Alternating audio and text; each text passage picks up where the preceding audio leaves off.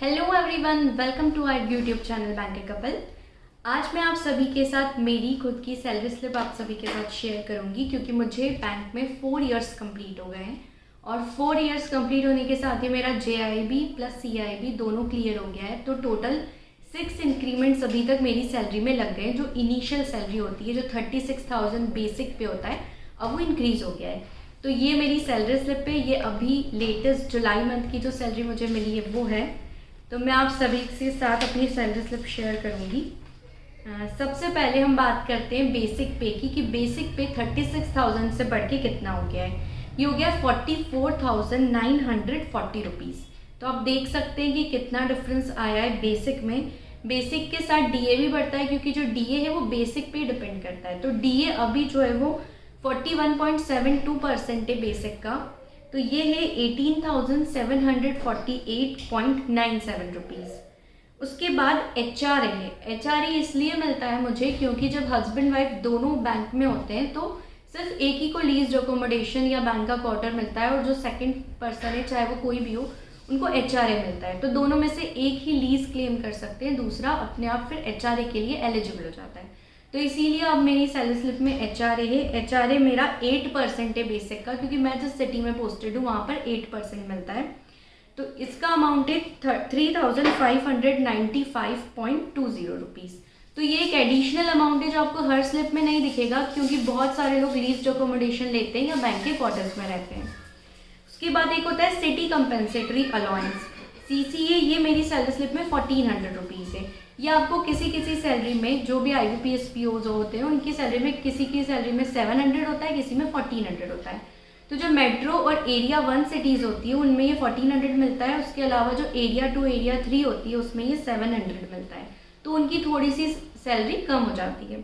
उसके बाद एक स्पेशल अलाउंस होता है, ये 10,444.99 रुपीज़ है। और एक लर्निंग अलाउंस है, ये 850.32 रुपीज़ है। तो अभी जो मेरी टोटल ग्रॉस अर्निंग्स हुई है आफ्टर 4 इयर्स, ये बनी है 79,979.48 रुपीज़, लगभग 80,000 है। तो ये स्लिप जैसे ही मुझे मिली, मैं ये देख के यही सोच रही थी कि अभी जो नोटिफिकेशन आया है NIACL AO का, उनकी जो इनिशियल ग्रॉस है वो भी इससे ज़्यादा है, 80,000। तो आप सोच सकते हैं कि एक IBPS PO को आफ्टर 6 इंक्रीमेंट्स जो सैलरी मिल रही है वो एक NIACL AO को फर्स्ट सैलरी मिलती है। तो कितना मेजर डिफरेंस है सैलरी में। 6 साल, मतलब मैंने तो JIB और CIB दिया है इसलिए मुझे ये 4 साल में मिल रही है। लेकिन अगर कोई नहीं देता, और बहुत सारे लोग नहीं भी देते हैं, तो उनको 6 साल बाद वो सैलरी मिलेगी।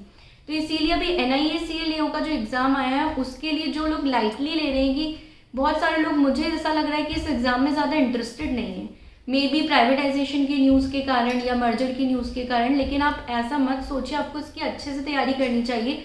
अगर आप IBPS PO के या SBI PO के एस्पायरेंट है तो आपको वो एग्ज़ाम को साइड में रख के पहले इस एग्ज़ाम की तैयारी करनी चाहिए, क्योंकि ये पोस्ट ज़्यादा अच्छी है। इसमें बहुत सारे एडवांटेज है जो मैं आपको एक नेक्स्ट वीडियो में शेयर करूँगी। अगर आप इस एग्ज़ाम की तैयारी करना चाहते हैं या और भी कोई बैंकिंग एग्ज़ाम की तैयारी करना चाहते हैं तो गाइडली ने भी एक न्यू बुक पब्लिश की है डेटा इंटरप्रिटेशन की। ये वो बुक है, ये मैंने देखी और मुझे ये बुक अच्छी लगी क्योंकि इसमें प्रीवियस ईयर मेमोरी बेस्ड जितने भी एग्ज़ाम में DI आए हैं वो सारे इन्होंने कवर किए हैं। मैं आपको एक बार इसका कंटेंट दिखाती हूँ।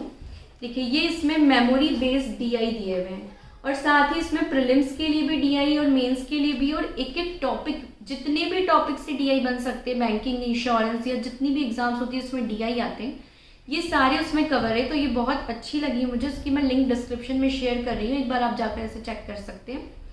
अब हम बात करते हैं डिडक्शंस की। ये तो मैंने आपको अपनी सैलरी बताई कि लगभग 80,000 मुझे ग्रॉस सैलरी मिलती है। अब कुछ डिडक्शंस भी होते हैं। तो सबसे पहले इनकम टैक्स का जो डिडक्शन है वो है 4,959 रुपीज़। प्रोफेशनल टैक्स का डिडक्शन है 208 रुपीज़, क्योंकि ये स्टेट टू स्टेट वेरी करता है। तो मैं जहाँ पोस्टेड हुआ है 208 डिडक्ट होता है। उसके बाद जो यूनियन का डिडक्शन है वो 2 डिडक्शंस होते हैं यहाँ पर। तो ये टोटल मिलाकर 400 रुपीज़ का यूनियन का डिडक्शन होता है। उसके बाद डिफाइंड कॉन्ट्रीब्यूटरी पेंशन NPS का डिडक्शन है 6,368 रुपीज़। उसके अलावा एक और डिडक्शन है फेस्टिवल एडवांस का, जो मैं आपको नहीं बता रही हूँ क्योंकि फेस्टिवल एडवांस जनरली सभी लोग ले लेते हैं और ये सैलरी का ही पार्ट होता है, बस ये है कि हमने ये पहले ले लिया और उसके बाद इसकी ईएमआई कटती है एवरी मंथ, तो ये एक तरह से हमारी सैलरी होती है। तो जो टोटल ग्रॉस डिडक्शंस मेरे हैं वो है 11,935.90 रुपीज़। तो जो नेट इनकम है मेरी, नेट इनकम कैलकुलेट होती है gross earnings minus gross deductions. तो जो नेट इनकम मुझे क्रेडिट हुई है वो 68,043.58, ये मेरी नेट इनकम है आफ्टर 6 इंक्रीमेंट्स। ये सैलरी है, इसके साथ कुछ अलाउंसेस भी बैंक में मिलते हैं। तो अलाउंसेस में सबसे पहले एक होता है क्लीनिंग अलाउंस, क्लीनिंग के लिए 300 रुपीज़ पर मंथ मिलता है। लंच एक्सपेंसेस के लिए 350 रुपीज़ पर मंथ मिलता है।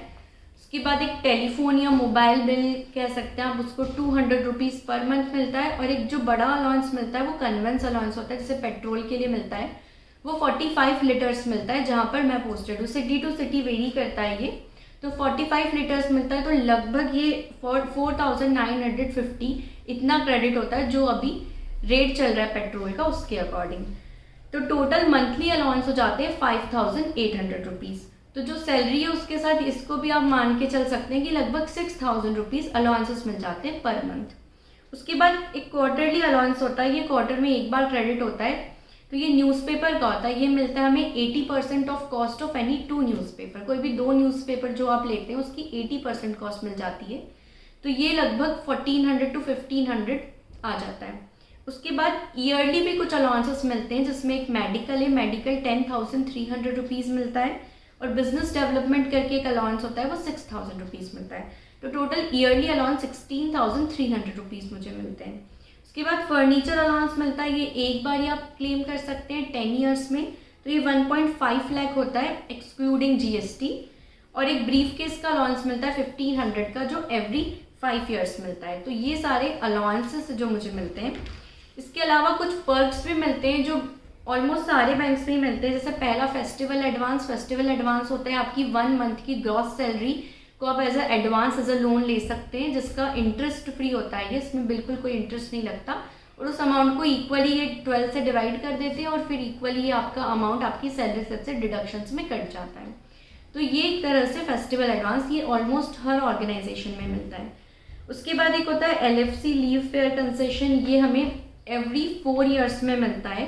4 ईयर्स में आप दो ईयर्स के स्लॉट में से क्लेम कर सकते हैं। एक बार ये आपको कहीं घूमने के लिए मिलता है और एक बार आपके नेटिव प्लेस पे जाने के लिए मिलता है। उसके बाद एक परफॉर्मेंस लिंक्ड इंसेंटिव होता है, ये जो बैंक प्रॉफिट करता है, इससे रिलेटेड एक वीडियो मैंने बनाया था, ये 11th बायपार्टी सेटलमेंट में ये आया था। PLI जो है अभी ऑलमोस्ट हर बैंक वालों को मिल ही रहा है। ये अमाउंट जो है ये आपकी सैलरी पे डिपेंड करता है कि आपकी सैलरी कितनी है। तो ये भी एक अमाउंट है जो आपको साल में एक बार मिल जाता है, तो इसको आप एक अलाउंस ही समझ सकते हैं या पर्क से ही। उसके बाद PL एनकेशमेंट भी होता है, इसमें आपको जितनी भी PL मिलती है साल में, उसमें से आप 5 PL जो है वो क्रेडिट करवा सकते हैं, एनकेश करवा सकते हैं। मतलब आपकी जो छुट्टियाँ हैं उसमें आपको 5 दिन का पैसा मिल जाएगा और वो छुट्टियाँ उसमें से माइनस हो जाएगी। तो ये भी एक चीज़ होती है जो हमें मिलती है, PL एनकेशमेंट। उसके बाद लोन्स मिलते हैं लो इंटरेस्ट रेट पे, 6% इंटरेस्ट, सिंपल इंटरेस्ट रेट पे हाउसिंग लोन और व्हीकल लोन मिलते हैं। उसके बाद हॉलीडे होम्स मिलते हैं, बहुत अलग अलग जगह पर जो भी टूरिस्ट प्लेसेस होती है वहाँ पे बैंक के हॉलीडे होम्स रहते हैं। ऑलमोस्ट ये सभी बैंक्स के रहते हैं, तो वो आपको बहुत ही कम रेट में, जैसे 50 रुपीज़ या 100 रुपीज़ में मिल जाते हैं, लेकिन उसके लिए बहुत पहले से बुकिंग करवानी पड़ती है। तो ये सारे पर्क्स हैं। उसके साथ ही लीज्ड अकोमोडेशन भी मिलता है, लेकिन ये मुझे इसलिए नहीं मिलता क्योंकि ये प्रतीक को मिल जाता है। तो ये मिलता है 17,000 रुपीज़, जहाँ पर हम रहते हैं इस सिटी का यहाँ पे 17,000 है। तो ये सारी चीज़ें हो गई। अब इसको हम एनुअली देखते हैं कि एनुअल इनकम कितनी बन जाती है आफ्टर 6 इंक्रीमेंट्स। तो नेट पे जो मैंने आपको बताई थी, उसको जब मैंने 12 से मल्टीप्लाई किया तो वो बन रही है 8,16,522.96 रुपीज़। उसके साथ ही जो NPS है वो भी मैंने इसमें ऐड किया है, वो एम्प्लॉय और एम्प्लॉयर दोनों कंट्रीब्यूट करते हैं। आपने देखा होगा स्लिप में जो एम्प्लॉय ने डिडक्ट किया है, जो कंट्रीब्यूट किया है, वो तो 10% है, बेसिक प्लस DA। उसके साथ ही एम्प्लॉयर 14% करता है बेसिक प्लस DA का। तो इसको टोटल अगर मैं बनाऊँ तो ये अप्रॉक्सीमेटली होता है 15,240। इसको जब 12 से मल्टीप्लाई करेंगे तो ये होगा 1,82,880 रुपीज़। उसके बाद मंथली अलाउंसेस मैंने आपको जितने बताए थे 5,800, इसको अगर 12 से मल्टीप्लाई करेंगे तो ये होगा 69,600 रुपीज़। ईयरली अलाउंस जो थे वो 16,300 रुपीज़ थे। फर्नीचर अलाउंस अगर देखें ईयरली तो ये बनता है 15,000 पर एनम, और ब्रीफकेस वाला ईयरली बनता है 300 पर एनम। इसके साथ एक क्वार्टरली अलाउंस भी था 1500, उसको अगर इंटू करेंगे 4 से तो ये होगा 6,000 पर एनम। तो इन सभी का जब मैं टोटल करूंगी तो जो एनुअल इनकम मेरी बन रही है आफ्टर 6 इंक्रीमेंट्स वो होगी 11,06,602.96 रुपीज़। तो आप देख सकते हैं कि बैंक में जब आप प्रमोशन नहीं लेते 4 साल में, क्योंकि आप JIBCI भी दे रहे थे, तो 4 साल में आपकी लगभग 11 लाख सैलरी बनती है। इसमें लीज रिकमेंडेशन हटा दें तो जिसको लीज रिकमेंडेशन मिलता है उसको फिर भी मान सकते हैं आपकी 11 से आप 12 लाख मान लीजिए उसकी सैलरी, क्योंकि उसकी थोड़ी सी सैलरी बढ़ जाएगी। तो ये सारी चीज़ें देख के आपको समझ आया होगा कि इतनी सैलरी होती है। लेकिन अभी भी मैं आपको यही कहूँगी कि जो लोग भी अभी तैयारी कर रहे हैं, अभी जो एग्ज़ाम आया है NIA CLAO का, उसकी अच्छे से तैयारी करें, क्योंकि उसकी सैलरी अच्छी है, वहाँ पर वर्कलोड कंपैरेटिवली कम है, और भी बहुत सारे फ़ायदे हैं जो बैंकिंग सेक्टर में नहीं है। तो इसीलिए आपको उसकी तैयारी करनी चाहिए। जो भी लोग रेगुलेटरी बॉडीज़ की भी तैयारी कर रहे हैं, RBI SEBI NABARD की, उनको भी एग्ज़ाम देनी चाहिए, क्योंकि इंश्योरेंस सेक्टर में कंपैरेटिवली काम भी कम होता है, सैलरी बहुत अच्छी होती है, उसके साथ वर्किंग आवर्स फिक्स होते हैं और बहुत सारे अदर एडवांटेजेस भी होते हैं। सो आई होप कि आपको ये वीडियो से काफ़ी हेल्प मिलेगी। Thank you so much for watching this video and don't forget to like, share and subscribe our YouTube channel. Thank you so much.